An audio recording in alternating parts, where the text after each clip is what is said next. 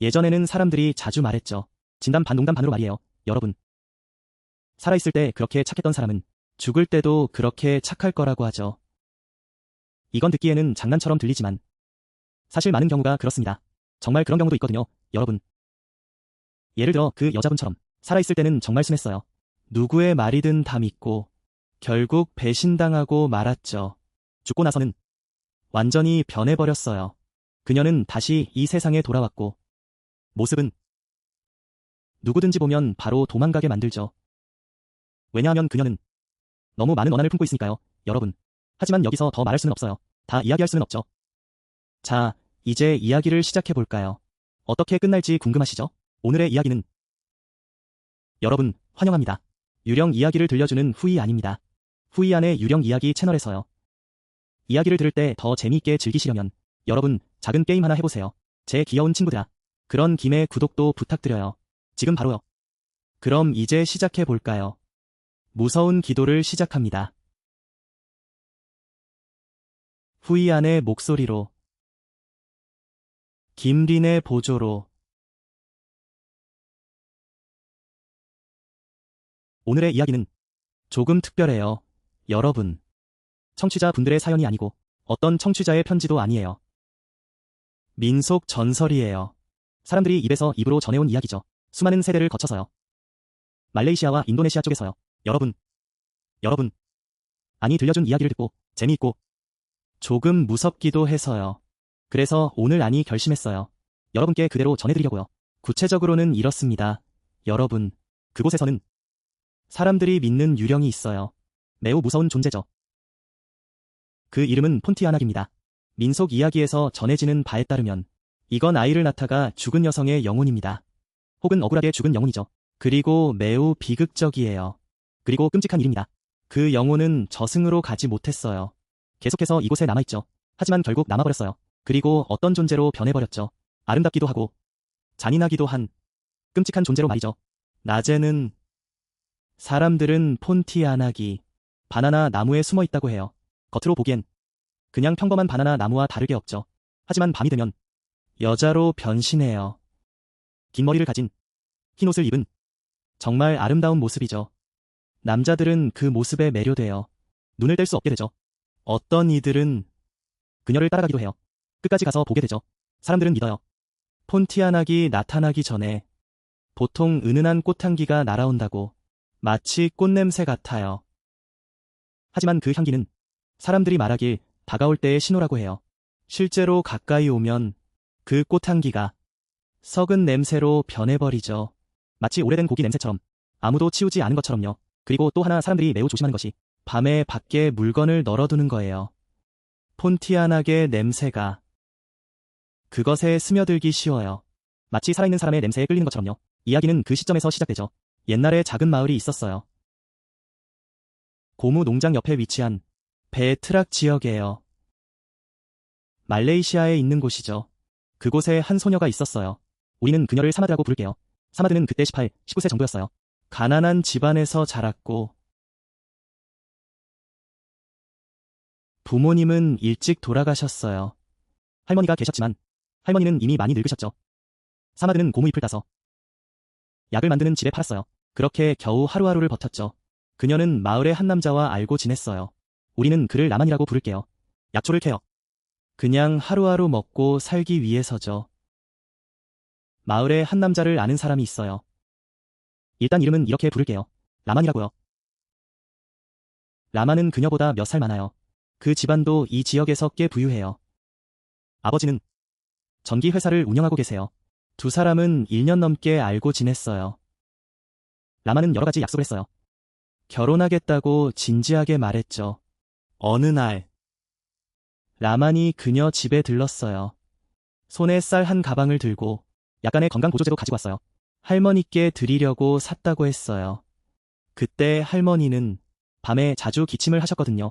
할머니는 라만이 자주 찾아오는 걸 보시고 마음에 들어 하셨어요. 정말 귀여워하고 마치 집안의 자식처럼 여겼죠. 그날 함께 밥을 먹으면서 라만이 그녀의 손을 잡았어요. 할머니 앞에서 이렇게 말했죠. 저는 할머니께 약속할게요. 꼭 그녀를 아내로 맞이할게요. 집으로 데려와서 아내로 삼겠다고요. 절대 그녀를 힘들게 하진 않을 거예요.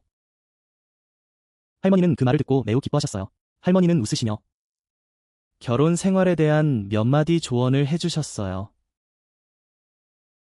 그녀는 옆에서 얼굴이 빨개졌어요.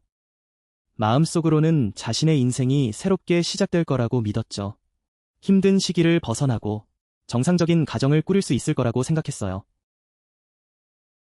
주변 이웃들은 두 사람의 이야기를 다 알고 있었어요. 라만이 자주 오는 걸 보며 모두 결혼 소식이 곧 들릴 거라고 예상했죠. 시장에 있는 한 이웃 아주머니는 사만을 길에서 만나면 바로 물어봤어요. 라만이 고무 농장에서 일한다며 자주 집에 드나든다고 하더라고요. 결혼할 날이 가까운 것 같죠? 사만은 그런 질문에 웃기만 했어요. 확실히 말할 수는 없었지만 속으로는 그날이 빨리 오기를 바랐어요. 그녀는 옆에서 얼굴이 빨개졌어요. 그녀는 돈을 모았어요. 고무잎을 팔아서 생긴 돈으로 새로운 결혼복을 만들 계획이었어요. 결혼식 날에 입으려고요. 어릴 적부터 지금까지 그녀는 제대로 된 옷을 한 번도 입어본 적이 없었어요. 항상 남에게 받은 헌옷만 입었죠. 누가 알겠어요.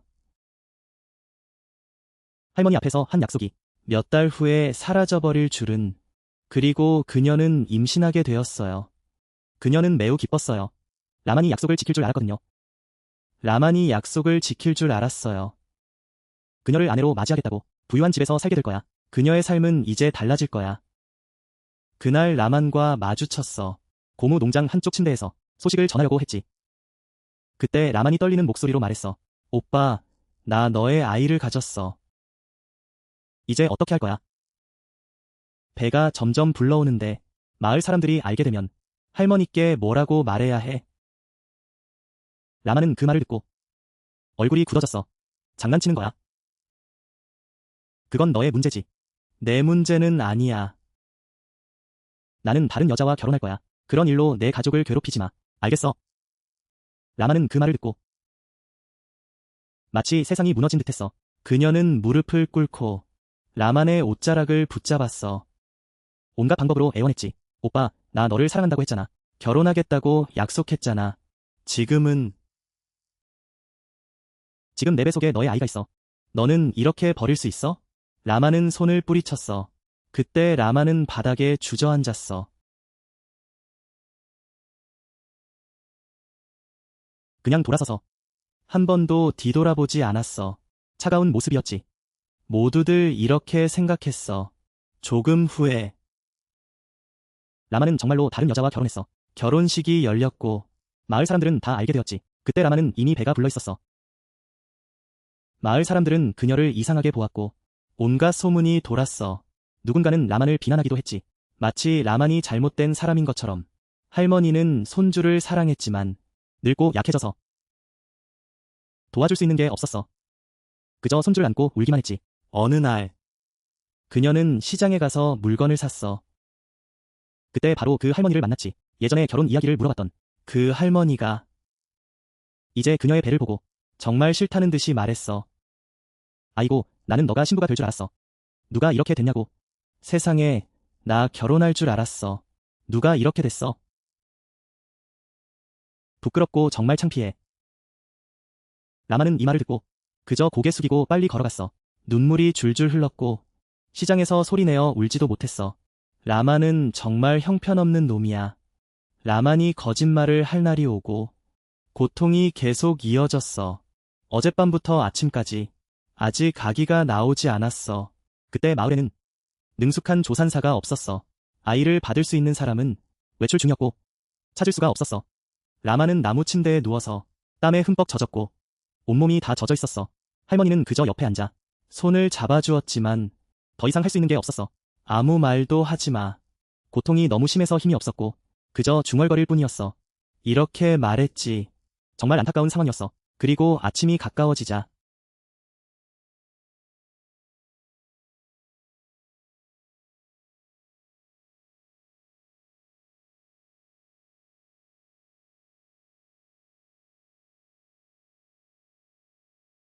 그녀는 숨이 멈췄고 뱃속의 아기도 지킬 수 없었어.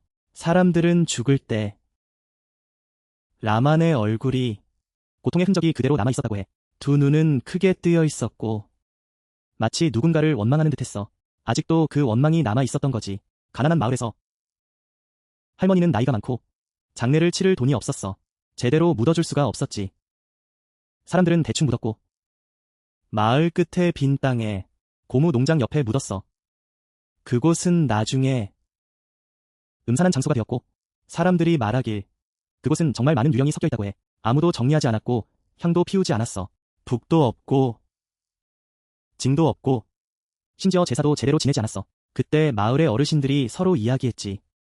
그렇게 억울하게 죽은 사람은 그렇게 원망하며 죽었는데 제대로 묻히지도 못했으니 영혼이 편안할 리가 없다고. 어쨌든 그녀는 다시 돌아올 거라고. 정의를 찾기 위해서 라만에 관해서는 마을 사람들이 이렇게 전해. 그의 이야기를. 여기서 사는 건 쉽지 않아. 그 사람도 행복하진 않았어. 갓 결혼한 지 몇 년 안 됐는데 온갖 일이 다 생겼어. 집안이 시끄럽고 사업도 망해버렸지. 마지막에는 라만은 혼자 살았어. 그의 아들은 라만의 아들이야. 아무도 그를 필요로 하지 않았어. 아무도 그를 신경 쓰지 않았지. 마을 사람들이 서로 이야기했어. 그게 그가 치러야 할 대가야.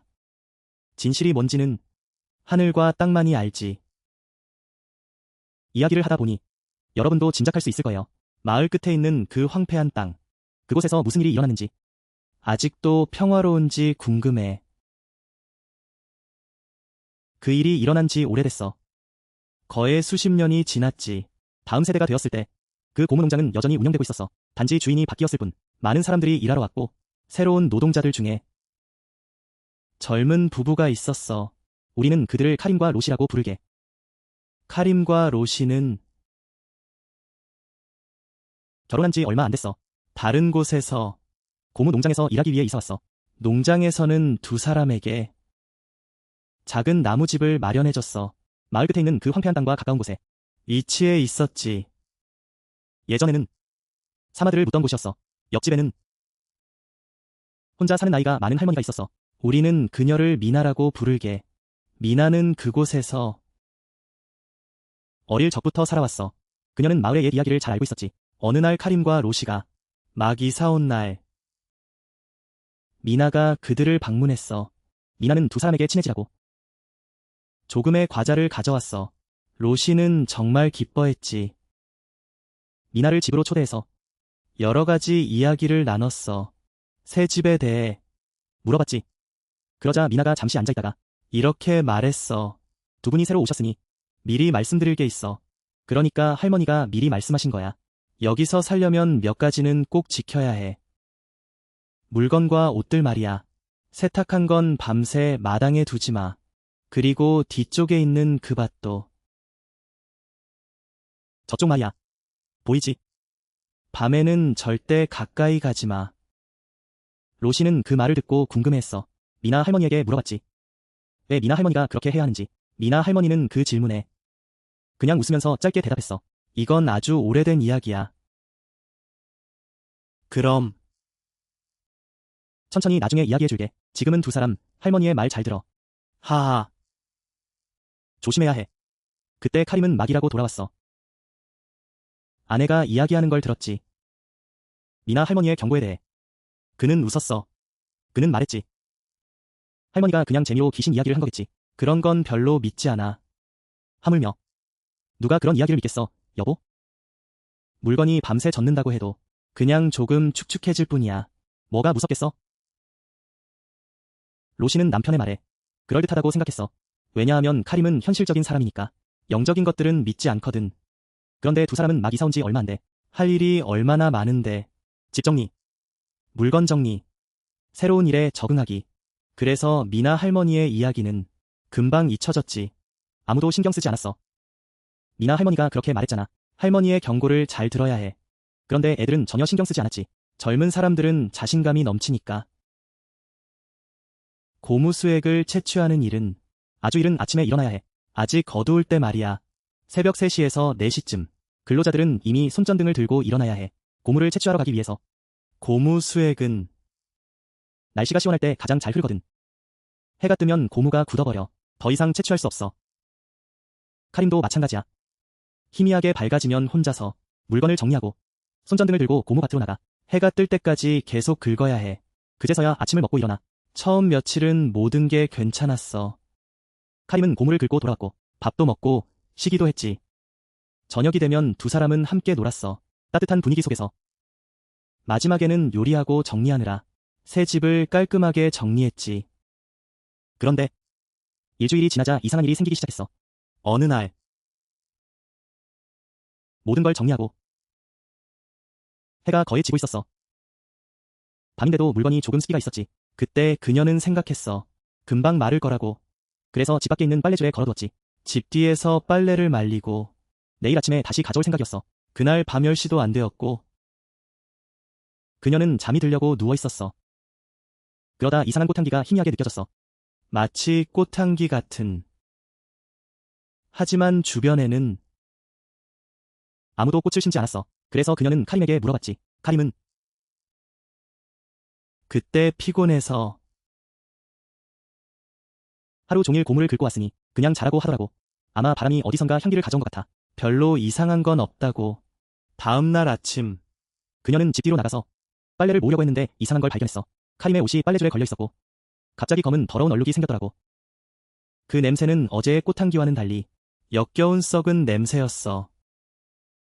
그녀는 그 이야기를 가지고 미나에게 물어봤지. 미나는 그 말을 듣고 얼굴이 변하더니 잠시 후에야 이렇게 말했어. 밤에 빨래를 널지 말라고 했잖아. 다음에는 꼭 기억해. 마르지 않은 것도 다 걷어들여야 해. 그녀는 궁금해서 물어봤지. 왜 그런 건지. 미나는 그때도 고개를 저으며 말했어. 천천히 이해하게 될 거야. 지금은 이야기하고 싶지 않다고. 너를 걱정하게 만들고 싶지 않아서. 우선 내 말을 잘 들어. 그녀는 그렇게 말하자 속이 답답했지만 미나가 더 이상 말하고 싶지 않아 보였어. 로시는 속이 상했지만 미나를 보자 더 이상 말하고 싶지 않았다. 그래서 이렇게 말했죠. 그냥 묻지 않기로 했어요. 며칠 후에 밤 근무를 하게 됐는데 그날 그는 고무를 닦았고 장비를 정리하고 있었어요. 그때 멀리서 바나나 나무 쪽에서 어딘가에서 이상한 소리가 들렸어요. 아무 소리나 아이 울음소리 같았어요. 작고 멀리서 들리는 소리였죠. 가끔씩 들리기도 하고. 그때는 아침 5시가 좀 넘었어요. 그리고 미나가 아직도 어두웠어요. 주변에 어린애가 있는 집도 없었어요. 그는 멈춰서 귀를 기울였어요.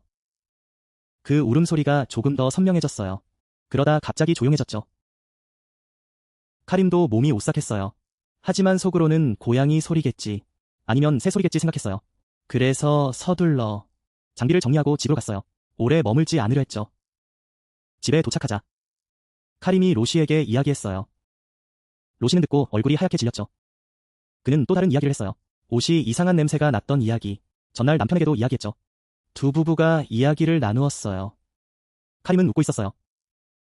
별로 믿지 않는 듯했죠. 그가 이렇게 말했어요. 아마 우리가 새로운 거라. 이곳에 익숙하지 않아서 모든 게 무서운 것 같아. 별거 아니야. 괜찮아. 로시는 안심하지 못했어요. 미나에게 가서 더 물어보았죠. 이번엔 미나가 조금 이야기해줬어요. 그녀는 예전에 그 바나나 나무 쪽에 한 여자가 출산 중에 죽었다고 했어요. 정말 비극적으로 죽었죠. 하지만 미나는 그냥 간단히 이야기했어요. 이름도 말하지 않았고 자세한 이야기도 하지 않았어요. 그냥 덧붙이길.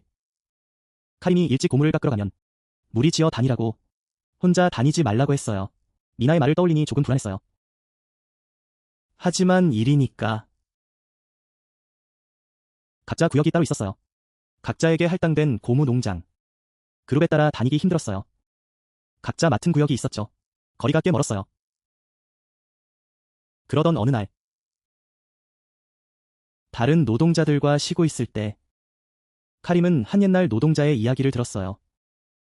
그를 유소프라고 부르기로 할게요. 유소프는 카림이 오기 전 이 고무 농장에서 일했어요. 약 1년 정도. 카림처럼 고무를 채취했죠. 혼자 일찍 나가는 것도 자주 했고요. 한 노인이 카림에게 이야기해줬어요. 그는 유소프가 그날 평소처럼 고무를 채취하러 갔다고 했어요. 하지만 점심이 지나도 그를 찾을 수 없었죠. 가족이 찾아 나섰고 유소프가 의식을 잃고 누워있는 걸 발견했어요. 야자수 근처에서 말이죠. 목과 가슴에 깊은 긁힌 자국이 있었어요. 피가 흘러 있었고 신기하게도 물린 자국은 없었어요. 공격받은 흔적도 전혀 없었죠. 유소프는 병원으로 옮겨졌고 며칠 후 그는 말을 더듬기 시작했어요. 누가 물어도 같은 말만 반복했죠. 그는 긁힌 자국을 봤다고 했어요. 흰 옷을 입은 여자들이 바나나 나무 근처에 서 있었다고요. 그리고 나서 유소프는 병원을 나가고 고향으로 돌아갔어요. 그 후로는 아무도 그와 연락할 수 없었죠. 카림이 이야기를 듣고 속으로 소름이 돋았어요. 하지만 그는 그 감정을 억누르려 했죠. 아마 유소프가 그때 기절한 건 바람에 맞아서일 거라고 생각했어요. 아니면 짐승에게 물린 걸 수도 있고요. 이 고무 농장에서 일하는 사람들이 이런 일을 겪은 적이 없으니까요. 여러분은 이야기를 듣고 어떻게 생각하세요? 조금 이상하다고 느끼시나요? 이 부분에 대해 이야기하자면 여러분도 카림이 안타까운 마음이 드는 걸 느끼실 거예요. 이런 많은 징후가 있는데도 그는 여전히 태어나니까요. 마치 아무 일도 없었던 것처럼요. 실제로 그런 일이 있었죠. 가장 큰 일, 가장 무서운 일은 아직 뒤에 남아 있었어요. 그는 그걸 기다리고 있었죠. 시간이 지나면서 무섭다. 아직도 뒤에 있어. 그를 기다리고 있어. 한참 동안 기다려야 해. 별일 아니야. 카림과 조시. 이전의 이상한 일들은 점점 잊어가고 있었어. 그냥 시간이 지나면 새로운 환경에 적응하는 거겠지. 그래서 그랬던 거야. 그러던 어느 날 모든 일이 진짜 시작됐어. 그날 카림은 일찍 고무를 채취하러 갔어. 새벽 4시쯤에로 고무 농장에 도착했지. 그는 덤불 근처의 나무를 채취하고 있었어. 갑자기 카림은 강한 향기를 맡았어. 조시가 전날 저녁에 말했던 그 향기랑 똑같았어. 카림은 가까이 다가가서 불빛을 향기가 나는 쪽으로 비쳤어. 그러다 한 사람의 그림자를 보게 됐어. 살짝 보이는 모습이었지. 고무를 채취하러 간 사람 같았어. 바나나 잎으로 만들어진 구조물이 보였고 더 자세히 보니 그건 한 여성이었어. 하얀 옷을 입고 있었고 긴 검은 머리를 늘어뜨리고 있었어. 그녀는 카림 쪽으로 등을 돌리고 있었지. 카림은 놀라서 말을 하려 했어. 그 여성에게서 천천히 고개를 돌리기 시작했어. 그 얼굴은 정말로 아주 특별히 아름다웠어. 하지만 그 눈빛은 카림을 바라보는 방식이 그를 얼어붙게 만들었어. 손발이 떨리고 아무것도 할 수 없었지. 그 순간 여성이 말을 걸었어. 그 목소리는 정말 달콤했어. 여러분, 이렇게 일찍 일하니 정말 힘들겠죠. 나한테 와봐요. 그때 카림은 그런지 모르겠지만 발이 저절로 그녀에게 다가갔어. 입은 한마디도 못하고 머리는 완전히 멍해졌어. 그저 그녀에게 가까이 가고 싶었어. 정말로 그렇게 하고 싶었지. 그런데 그 순간 어떻게 된 거지? 다른 일꾼들의 차 소리가 들렸어. 길을 지나가고 있었고 차의 불빛이 고무 농장을 스치고 지나갔어. 그때 카림은 깜짝 놀랐어. 눈을 깜빡이자 그 여자는 사라져버렸어. 그저 그 향기만 남아있었지. 그 여자는 사라져버렸어. 그저 희미한 향기만 남았지. 그것은 공기 중에만 남아있었어. 카림은 잠시 그 자리에 서 있었지. 그의 몸은 여전히 떨리고 있었고 그의 도구들은 어디서부터 떨어졌는지 알 수 없이 그냥 바닥에 널브러져 있었어. 그는 급히 물건을 주워서 고무를 긁기 시작했지. 남은 일을 끝내기 위해서 말이야. 그리고는 서둘러 집으로 돌아갔어. 이야기를 아내에게는 말할 수 없었지. 아내가 걱정할까 봐서 말이야. 하지만 그날 이후로 고무 농장에 가까이 가면 카림은 그 여자를 다시 보게 되었어. 어떤 날은 그녀가 멀리서 서서 카림을 바라보며 웃고 있었고 어떤 날은 더 가까이 다가와서 이야기를 걸곤 했지. 일에 대해 물어보고 가정사에 대해서도 물어봤어. 가정사에 대해서도 물어봤어. 가정사에 대해서도 물어봤어. 가정사에 대해서도 물어봤어. 근데 말이야. 남자가 이런 일에 휘말리면 정말로 치료할 수 없는 상태가 되는 거야. 그렇지. 여러분. 카림도 왜 그런지 모르겠어. 그 여자를 만날 때마다 가슴이 두근거렸지. 또 다시 만나고 싶다는 생각이 들었어. 비록 머릿속에서는 이 일이 정상적이지 않다는 걸 알고 있었지만 결국 집에 돌아가면 남편이 요즘 좀 이상하다는 걸 느꼈지. 카림은 일을 하면서도 뭔가 멍하니 있는 것 같았고 식사도 줄어들었고 몸도 많이 말랐어. 단 2주도 안 되는 사이에 이 일은 집에서도 멈추지 않았어. 그것은 직장까지 퍼져나갔지. 여러분, 카림의 고무 생산량이 매일 눈에 띄게 줄어들었어. 어떤 날은 그는 다른 사람의 나무를 긁고 있기도 했고, 어떤 날은 중간에 포기하고, 이유도 없이 방황하고 있었어. 전선이 연결된 곳에서 말이야. 이 사람을 해치상이라고 부르자. 그가 이를 눈치채고 카림을 불러서 사무실에서 이야기했지. 그는 생산량 기록부를 들고 고개를 저으며 말했어. 너 다시 확인해봐. 너의 생산량이 지난 달보다 많이 줄어들었어. 어떤 날은 그날 저녁이었어. 사람의 나무도 다 긁어버렸네. 이런 식으로 일하면 너를 오래 두기 힘들어. 카림은 그 말을 듣고 잘못을 알았지. 하지만 그때 그의 머리는 멍해졌어. 그에게 이해시킬 수가 없었지. 그저 고개 숙여 사과할 뿐이었어. 더 노력하겠다고 약속했지. 해치산이 그렇게 말했어. 요즘 카림을 보니 얼굴이 많이 창백하더라. 기운도 없어 보이고. 그래서 의심이 생겼지. 너 몸에 무슨 병이라도 있는 거 아니야? 병원에 가서 검사해봐. 너를 보니 나도 걱정이 되더라.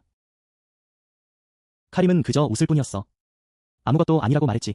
요즘 잠을 잘 못 자서 그렇다고. 그의 사무실을 나서고 카림은 한참 동안 서 있었어. 머릿속에는 여전히 하얀 옷을 입은 여자의 달콤한 목소리가 남아있었지. 하지만 보이지 않는 줄이 그를 야자수 밭으로 끌어당겼어. 일은 있고 집에서의 일도 잊어버렸지. 다음날 카림은 일찍 일어나려고 했었어. 정상적으로 일하러 갔지.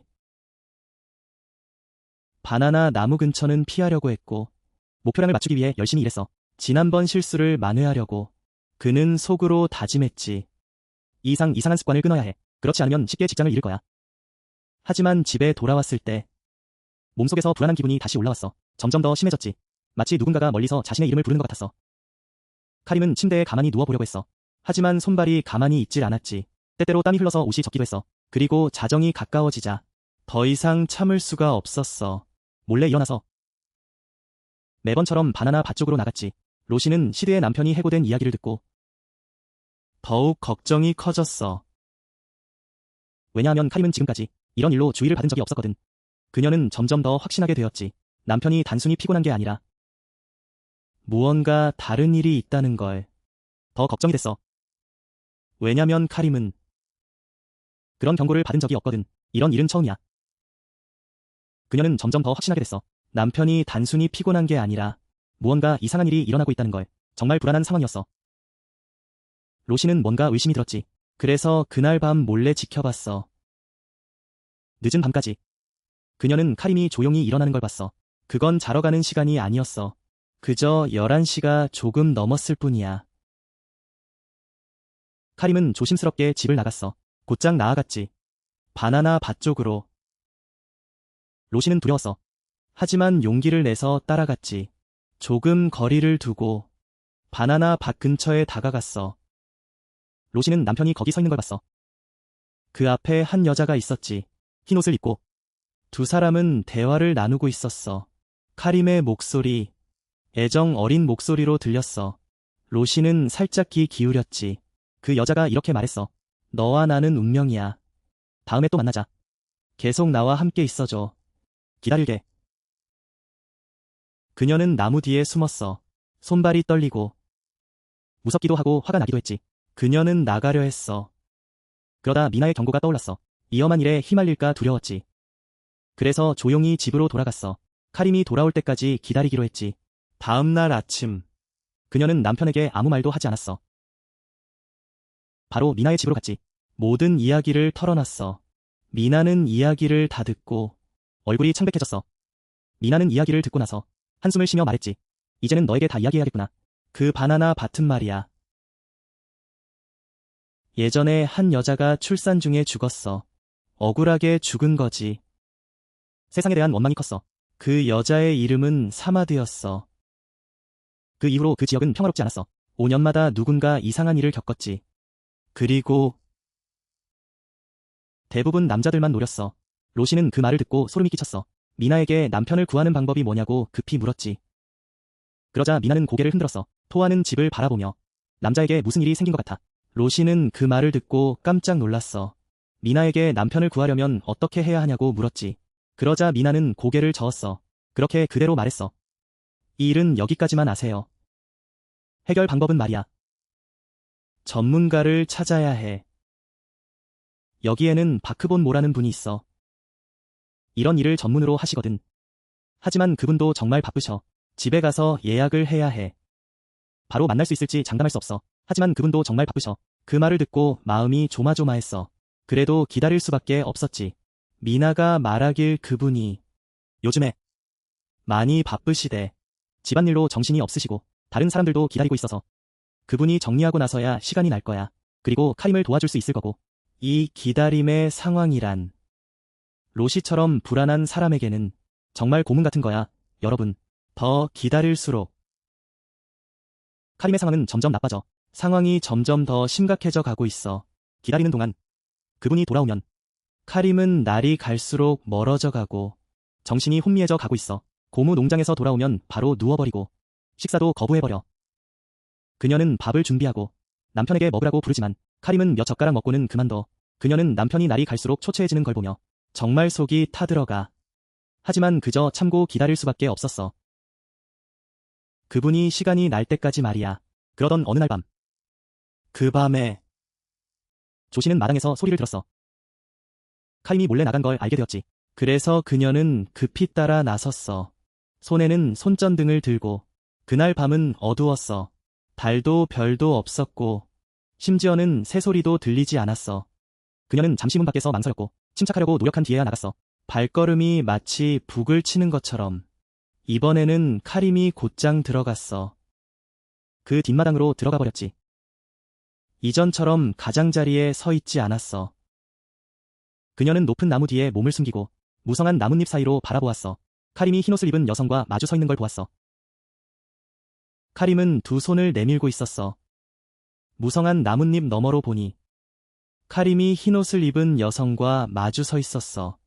카림은 두 손을 내밀었지. 마치 그 여자를 안으려는 듯했어. 여자가 카림에게 가까이 다가오자 조씨는 갑자기 뭔가 이상한 걸 느꼈어. 그 여자의 긴 검은 머리카락이 갑자기 휘날리기 시작했어. 그리고 그 자세가 정말 이상하게 앞으로 쏠렸어. 살아있는 사람처럼 보이지 않았어. 그녀는 너무 무서워서 손이 떨렸고 손전등이 땅에 떨어졌어. 그때 큰 소리가 났고 여자가 깜짝 놀라서 그녀를 쳐다봤어. 그 순간 아름답던 얼굴이 사라졌고 그 자리에 끔찍한 얼굴이 나타났어. 그 전에 향기는 사라지고 지금은 정말 끔찍한 냄새만 남았어. 그 냄새는 로드의 코를 찔렀고 마치 썩은 고기 냄새 같았어. 아직 끝나지 않았어. 아름다운 얼굴이 두 개의 깊고 붉은 눈으로 변했어. 입은 크게 벌어져 있었고 날카로운 이가 드러났어. 로드가 비명을 질렀고 그 소리는 정말 컸어. 카림은 마치 정신이 번쩍 든 듯 아내가 거기 서 있는 걸 봤어. 놀라서 달려가려 했지만 그 여자는 이제 본 모습을 드러냈고 카림의 팔목을 꽉 잡았어. 그 손톱은 길고 날카롭게 피부에 파고들었어. 피가 흘러내렸고 카림은 고통의 비명을 질렀어. 그는 힘을 다해 빠져나가려 했지만 로드는 더 이상 생각할 겨를이 없었어. 그녀는 손전등을 집어들고 모든 힘을 다해 그 유령에게 내리쳤어. 유령은 큰 소리로 비명을 질렀고 카림을 놓아주었지만 여전히 그 자리에 서 있었어. 그 부부는 도망치지 않았어. 그때 누구나 숨을 죽였을 것 같아. 다행히 그때 로드의 비명이 근처의 기숙사로 들렸고 몇몇 남자들이 손전등과 술을 들고 달려왔어.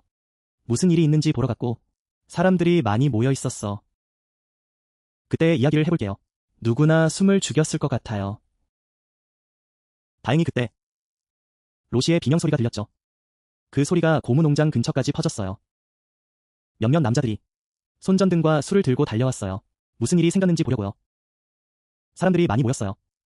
유령이 나타났어요. 또 한 번 으르렁거렸어요. 그리고 어둠 속으로 사라졌죠. 사라진 후에도 말이죠. 누군가 거기 있었어요. 그녀의 비릿한 냄새가 여전히 남아 있었어요. 카림은 사람들에게 집으로 데려가졌어요. 팔목은 깊게 긁혔고 피가 많이 흘렀어요. 즉시 지혈을 해야 했죠. 로시는 남편 곁에 앉아 있었고 손발이 여전히 떨리고 있었어요. 울면서 모든 이야기를 했죠. 이웃들에게 모든 상황을 전했어요. 처음부터 끝까지. 미나는 소식을 듣고 급히 달려갔어요. 그 상황을 보니 더 이상 기다릴 수 없다는 걸 알았어요. 박 보모를 만나기 위해 방법을 찾았어요. 그날 밤에요. 그렇게 두면 카림이 힘들 거라는 걸 알았죠. 미나는 두 남자 노동자와 함께 오토바이를 타고 박 보모의 집으로 갔어요. 거기서 약 30분 거리에 있었죠. 박 보모의 집은 작았어요. 특별한 것도 없었죠. 박 보모는 나이가 많았고 머리가 하얗게 새었어요. 특별한 것도 없었죠. 다른 가족을 위해 기도를 하고 있었어요. 미나가 급하게 이야기를 하자 그는 기도를 멈췄어요. 미나를 잠시 바라보다가 고개를 끄덕였죠. 일은 제가 처리할게요. 여기 일이 끝나면 잠시 후에 갈게요. 1시간 후에 갈 거예요. 미나와 두 노동자는 불안하게 1시간 가까이 기다렸어요. 박 보모가 일이 끝나고 작은 가방에 도구를 챙겼어요. 같이 오토바이를 타고 카림의 집으로 갔어요. 미나가 박 보모를 만난 이유는 그가 바로 집으로 들어갔어요. 카림의 팔목 상처를 보았고 카림의 눈을 자세히 살펴봤어요. 그는 돌아서서 이야기했죠. 모든 일이 일어났어요. 꽃 냄새부터 아기 울음소리까지 오늘 밤의 장면까지. 이야기를 듣고 나서 그는 말했어요. 정말 폰티아나기 맞군요. 이 녀석은 복수심이 강해요. 분명히 억울하게 죽었어요. 정말 억울하게 죽었죠. 선생님이 말씀하시길 그렇게 말씀하시면 여러분도 카림을 위해 안도하실 거예요. 적어도 지금은 상황이 분명해졌으니까요. 무엇과 마주하라. 미나가 그때 박 씨에게 추가로 이야기했어요. 옛날 이야기를 들려주며 사마드에 대해 그리고 라만에 대해 그 황량한 바나나 땅에 대해 대충 묻혔던 의식 없이 치러진 장례식. 박 씨는 이야기를 듣고 한숨을 내쉬며 말했어요. 장례가 제대로 치러지지 않았다면 억울하게 죽은 거죠. 원한이 남아있으니 영혼이 지금까지도 떠돌고 있는 거예요. 두 사람은 계속 무고한 상태로 문제를 해결하려면 묻힌 곳을 하나하나 찾아야 해요. 파내야 하고 옛 무덤을 찾아야 해요. 카림은 그때 비록 약했지만 그 이야기를 듣고도 힘을 내려고 했어요. 따라가겠다고 요청했죠. 자신의 생존이 걸린 문제라는 걸 알았으니까요. 박 씨와 미나도 동의했고 모두에게 불을 챙기라고 지시했어요. 삽과 곡괭이 같은 것도 챙기라고. 그래야 함께 그 황량한 땅으로 나갈 준비를 할 수 있어요. 그날 밤 바로 출발하기 전에 박 씨는 주머니에서 작은 물병을 꺼냈어요.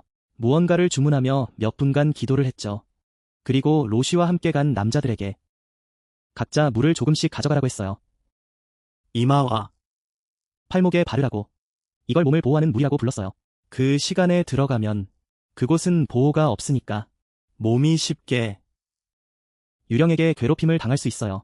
박 씨는 또 카림에게 검은 실을 하나 묶어줬어요. 팔목에 상처가 난 곳에. 이 실은 임시로 묶는 거라고. 다시 그에게 가까이 오지 않게 하려고요.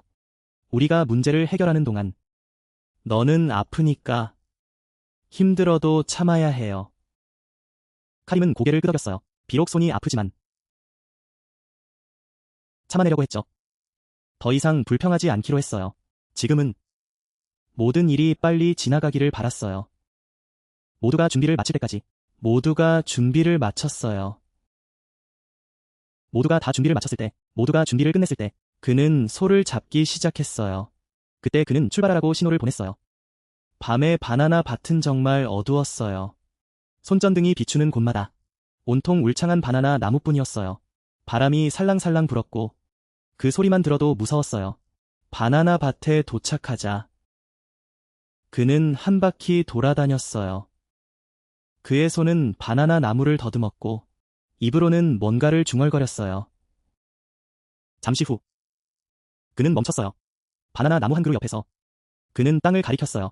그리고 확신에 찬 목소리로 말했어요. 여기서 이곳을 파세요.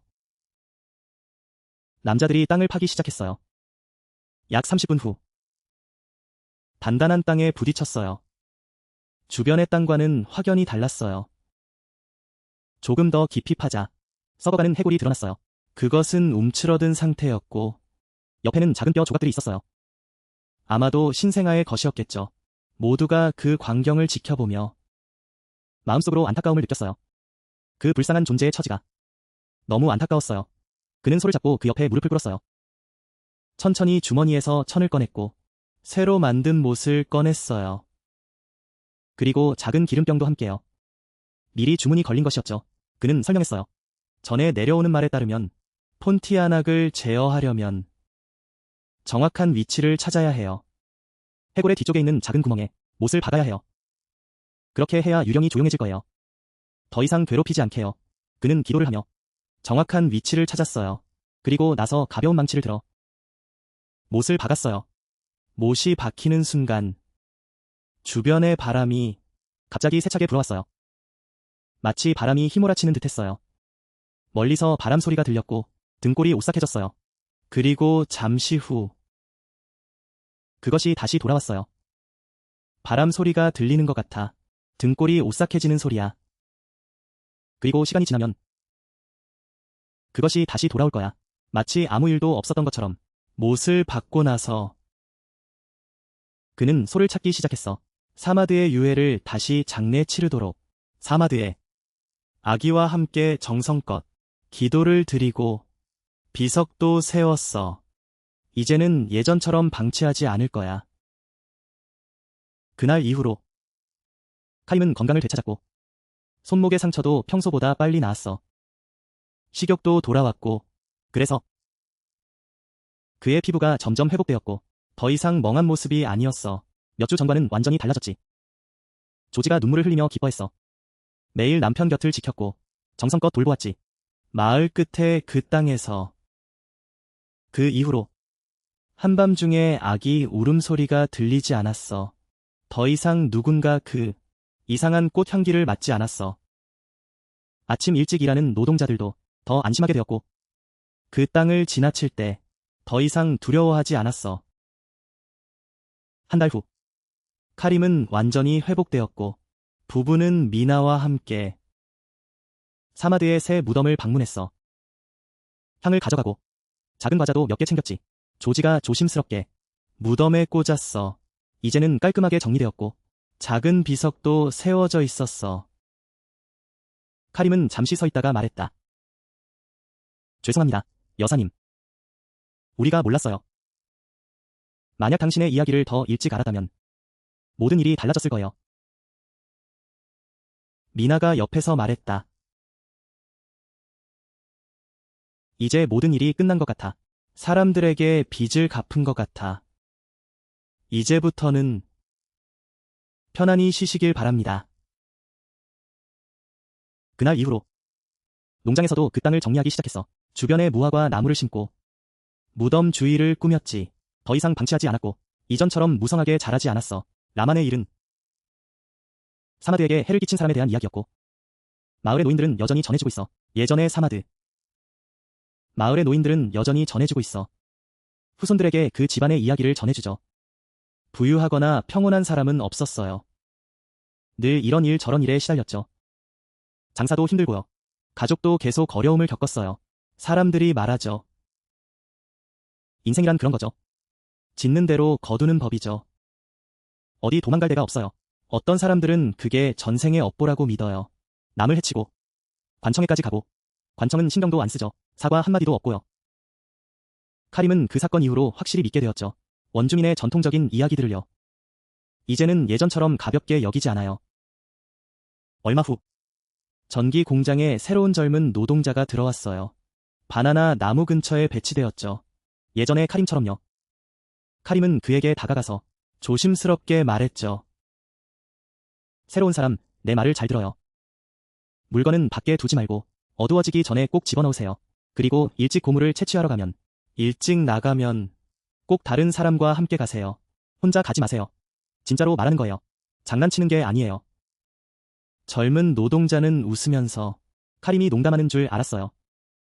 하지만 카림의 진지한 눈빛을 보니 그래서 고개를 끄덕였죠. 마음속에 새겼어요.